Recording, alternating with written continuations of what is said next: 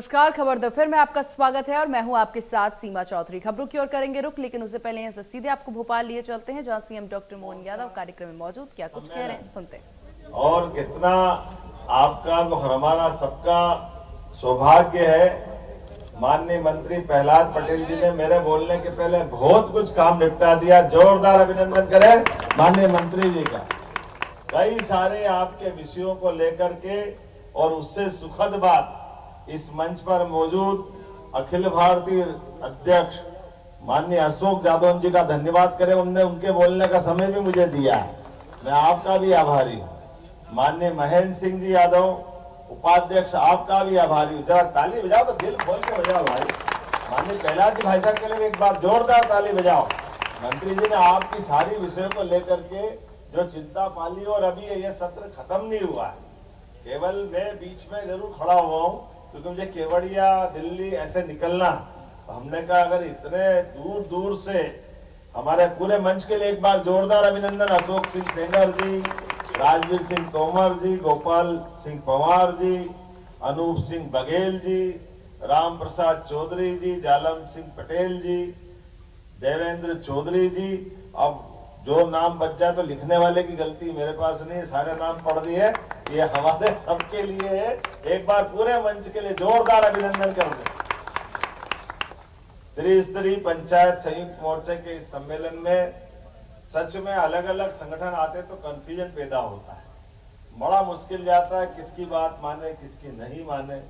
बात तो सबकी घूम घाम के अपने अधिकार संपन्न बनाने की होती है, लेकिन घर में सब्जी पूड़ी भी बनती है, पराठे का मजा अलग आता है, दाल बाटी का आनंद अलग आता है। बात तो वही है, जाना तो भोजन में ही, लेकिन अपने अपने तरीके। लेकिन हर त्योहार का मजा है, हर एक बार त्योहार जिससे जो मनता है उसका आनंद अलग आता है। और जब भोपाल में आओ तो संयुक्त बात करके आओ तो उसका अन्नकूट का मजा आता है। जोरदार अभिनंदन करें। दिवाली अभी अभी गई, 56 पकवान एक साथ आनंद लेने के लिए। मैं आज के इस अवसर पर जब आपसे बात करने के लिए यहाँ खड़ा हूँ तो यशस्वी प्रधानमंत्री श्रीमान नरेंद्र मोदी जी का जोरदार अभिनंदन। माननीय मोदी जी का, जिनके नेतृत्व में पूरे देश के अंदर सभी क्षेत्रों में समान रूप से प्रगति होते हुए, लेकिन हमें कल की बीती घटना को भी भूलना नहीं। हमारे देश की बनने वाली प्रगति, बढ़ने वाले कदम दुनिया के अंदर अलग प्रकार से निकल रहे हैं। ऐसे में दुश्मन भी पता नहीं कितने कितने प्रकार से। तो मैं अभी तो कल की घटना को माननीय गृह मंत्री जी उस पर विस्तार से बात कहेंगे। हमारे घर में होने वाली ऐसी कोई भी आपदा वो सच में हमको कष्टकारी। 2 मिनट के लिए खड़े होकर के हम मौन कर दें। कल जो घटना में किसी भी कारण से हमारे बीच से गए, ऐसे सभी हमारे अपने बंधुओं के लिए मैं बाबा महाकाल से कामना करता हूँ 2 मिनट का हम मौन करके अपनी बात कहेंगे।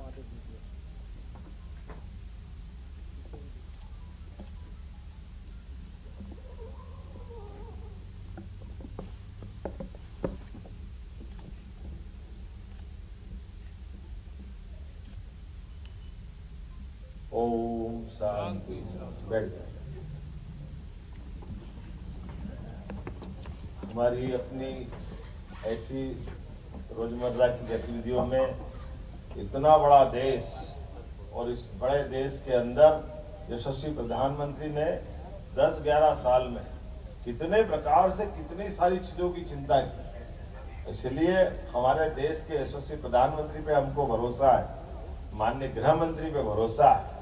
जब लाल सलाम को आखिरी सलाम हो रहा तो ये लगेंगे कहा जो भी होंगे सब ठिकाने लगेंगे, ये पक्का भरोसा पूरे देश को।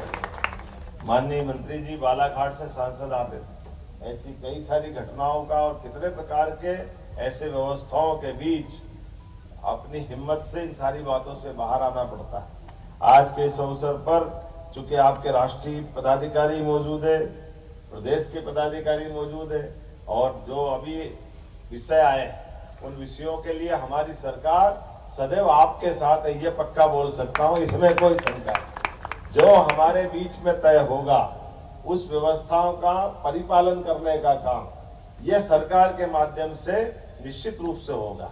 और ये बात तो सही है कि जब सरपंच के सामने बैठेंगे तो सचिव, रोजगार सचिव, क्या रोजगार सहायक, ये सब चीजें तो आना ही चाहिए, इनके बिना बात थोड़ी बनती है। तो ये इस विषय को लेकर के भी विभाग गंभीर है।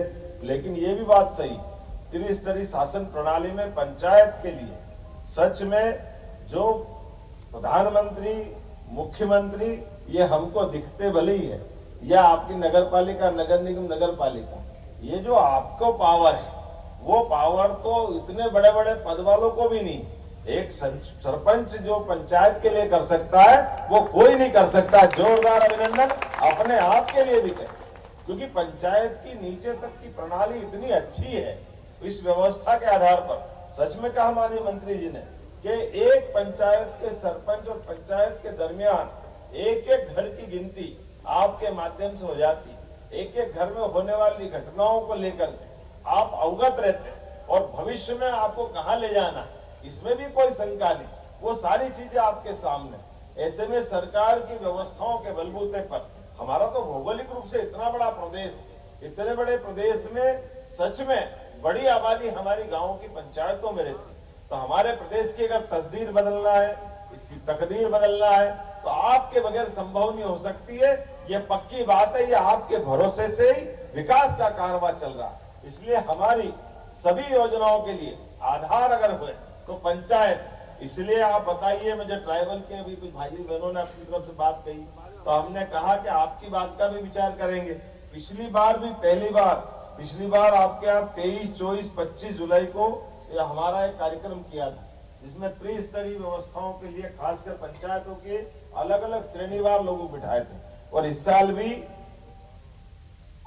ये हमारी 24, 25, 26 नवंबर को ये जो भोपाल में कॉन्फ्रेंस होने वाली, उसमें बहुत सारे विषय आएंगे, लेकिन कुछ चीजें, छोटी छोटी बातें, एक दो चीज मैं भी जोड़ना चाहूंगा।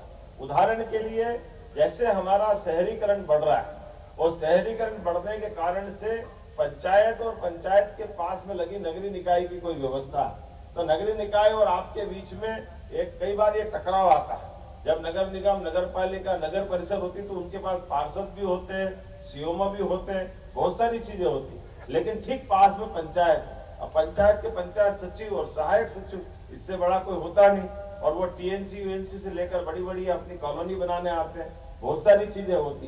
तो ऐसा कोई समाधान निकले कि हमारी पंचायत भी जिंदा रहे और वो विकास का काम भी बंद नहीं हो, इसका मैकेनिज्म बनाने की जरूरत है। इसके आधार पर भी हम अपने बड़े शहरों के साथ, लेकिन जो पंचायतें ऑटोनोमस है, जिन पंचायतों को अपने काम करना, तो अब मैं आज ये भी देखता हूँ, विदिशा में उदाहरण बना कि हमारी आवासीय व्यवस्था में पंचायत भी अपना रोल अदा करे, कि आपकी खुद की प्लानिंग से अपना नया गांव बसे, क्या परेशानी उसमें, उन कामों को भी किया जा सकता है, लेकिन विभाग के दरमियान उसको कैसे करें ताकि कठिनाई नहीं आए।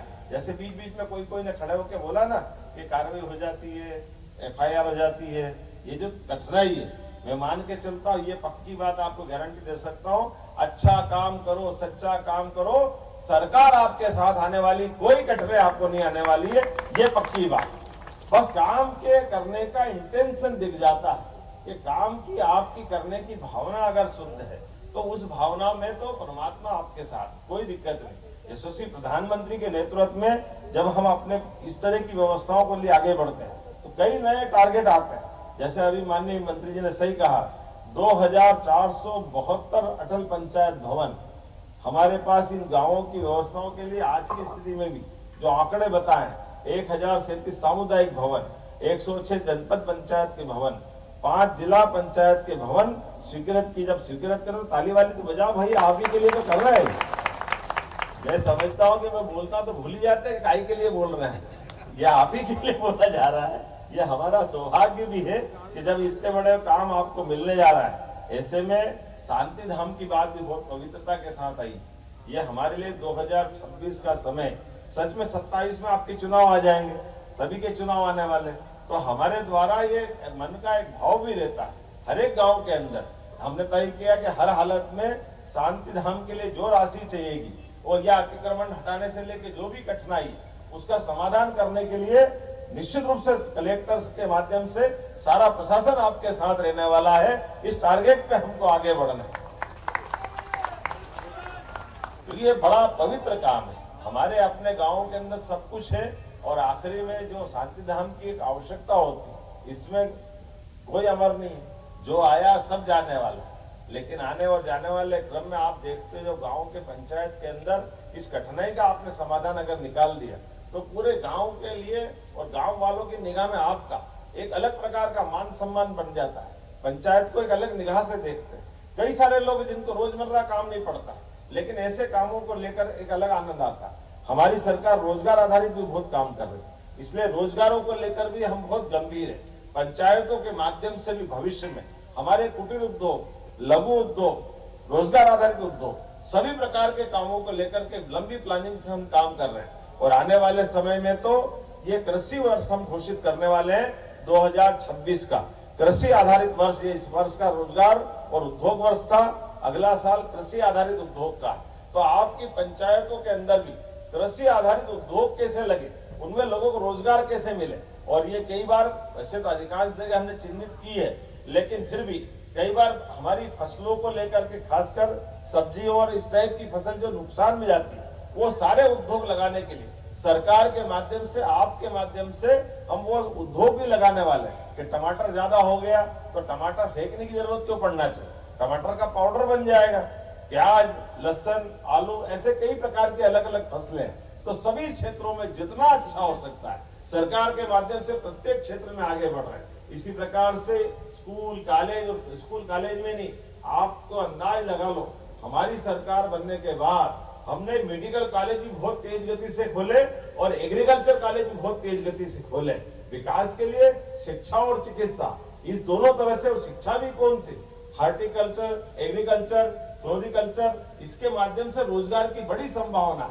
अब हमारे अपने विकास के इस क्रम में लंबे समय तक चलने के लिए जब आज आपसे बात कर रहे हैं तो आखिरी बात तो नहीं है, लेकिन त्योहार तो खूब आनंद से मनना चाहिए। मनना चाहिए कि नहीं मनना चाहिए? तो जहां जहां हमने, ये भी आप भी जरा माननीय मंत्री जी के माध्यम से मंगा लेना, हमारे भगवान राम के, भगवान कृष्ण के या धार्मिक महत्व के ऐसे कौन कौन से स्थान हैं जो चिन्हित होने से बचे हैं, उनको भी तीर्थ हमारी सरकार बनाने जा रही है। जोरदार अभिनंदन करें। वो स्थान भी आप बताना। ऐसे प्रत्येक स्थान को हमने अपने राज्य की भौगोलिक सीमाओं के अंदर, भगवान राम अगर अयोध्या से चित्रकूट आए और चित्रकूट से बाद में आगे बढ़े तो किन किन मार्ग से आए और गए होंगे, प्रत्येक स्थान देवस्थान की तरह, वो तीर्थ की तरह विकसित होना चाहिए। ऐसे ही मथुरा वाले, अलीगढ़ वाले बैठे राष्ट्रीय अध्यक्ष, जोरदार ताली बजाओ। हमने इनके गोपाल कृष्ण कन्हैया के लिए भी योजना बनाई। हमने प्लान बनाया है कि मथुरा से भगवान कृष्ण कंस को मारने के बाद शिक्षा ग्रहण करने आए तो मथुरा से आने का रास्ता कौन सा, और यहाँ से द्वारका जाने का, नरकासुर को मारने के लिए असम जाने का, हर बार मध्य प्रदेश है तो उत्तर, दक्षिण, पूर्व, पश्चिम, कई बार भगवान कृष्ण मध्य प्रदेश से गुजरे होंगे। तो जिस जिस मार्ग से गुजरे और वहां की कोई लीलाएं जुड़ी है, प्रत्येक स्थान को तीर्थ बनाने का काम हमारी सरकार के माध्यम से होगा। मैं आप सबको बधाई देना चाहूंगा। इतना ही नहीं, पंचायतों के माध्यम से ग्रामीण स्तर पे भी गौशालाओं का, गोपालों का दूध उत्पादन का एक बड़ा अभियान जब हम चलाने वाले हैं, तो दूध उत्पादन अभी जो 9% है उसको 20% तक ले जाने वाले हैं। इसलिए अलग से जितने प्रकार से हो सकते सारे सब विकास के मामले में पंचायत केवल हमारे अपने उन कामों को तो करे ही जो उसके पास है, लेकिन वो शिक्षा में, चिकित्सा में, उद्योग में, रोजगार में, सभी प्रकार के विकासों में उनकी भूमिका हो। ऐसे कई काम करने के लिए आपको मैं जोड़ रहा हूं, लेकिन 25 लाख तक के काम तो आपको जो मिले, पहले इसका अभिनंदन कर दे। नगर निगम के बाद, नगर निगम में भी मेरे को लगता नहीं कि इतना पावर दिया, लेकिन ये हमारा विभाग का एकदम जेट गति से चलने वाला निर्णय। जोरदार अभिनंदन करें। बड़ा आश्चर्य लगता सुन के लोगों को,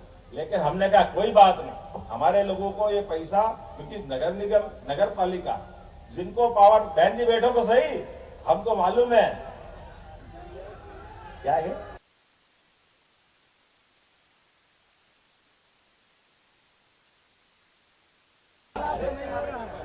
एक मिनट भाई जरा,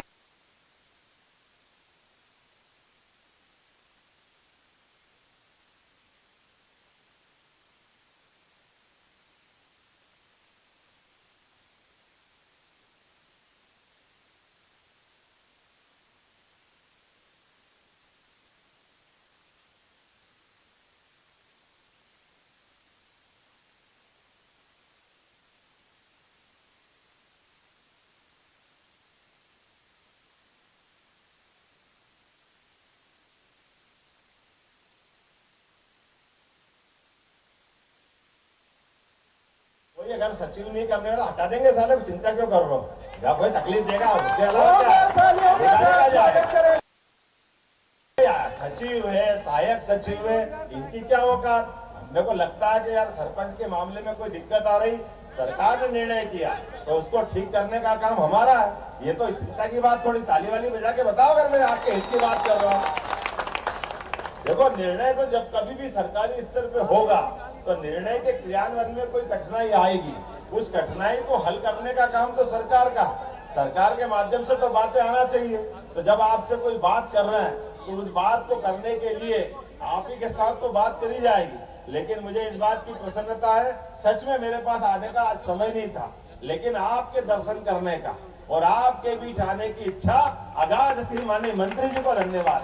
हमने कहा भाई इतने दूर दूर से हमारे सरपंच भाई बहन आ रहे हैं और उनने अपने पंचायत के अंदर अलग अलग प्रकार से भूमिका अदा करी, तो मुखिया होने के नाते से अगर वो भोपाल में हमारे घर आ रहे हैं तो हमको दर्शन करना चाहिए कि नहीं करना चाहिए, आपके बीच आना चाहिए कि नहीं आना चाहिए। इसलिए आज मैं आपके बीच आया हूं और आने के बाद मैं आपसे यहाँ से अपने माननीय मंत्री जी और आपके पूरे संगठन के सारे पदाधिकारी को छोड़ के जा रहा हूँ। और ये आखिरी नहीं है, अभी वापस जो नवंबर में 24, 25, 26 को 3 दिन की कॉन्फ्रेंस होने वाली, ऐसे कौन कौन से विषय जिसमें आपको कठिनाई आ रही उसको लिपिबद्ध बना लेना और वो सारी चीजें यहाँ पहुंचेगी। मैं अपने बीच में से आज जो माननीय मंत्री जी ने कहा है, मेरे को थोड़ा आपने कहा है तो मैं बोल जरूर देता हूँ, लेकिन ये अधिकार तो आप ही का है। आपने कहा कि मैं 50,000 का आज यहाँ से घोषणा करता हूँ, तुरंत कभी कुछ न कुछ तो हाथ में देना ही चाहिए। जोरदार अभिनंदन। 50,000 रुपया आज की इस कार्यक्रम के बाद से आपके खाते में पहुंचेगा, जो पंचायतों के अंदर आप लगाएंगे और भविष्य में और मिलता जाएगा। बहुत बहुत धन्यवाद। बहुत बहुत धन्यवाद। भारत माता की जय। माननीय मुख्यमंत्री जी का बहुत बहुत धन्यवाद कि उन्होंने हमारी समस्त मांगों और चीजों को देखा। अब मैं प्रस्ताव के लिए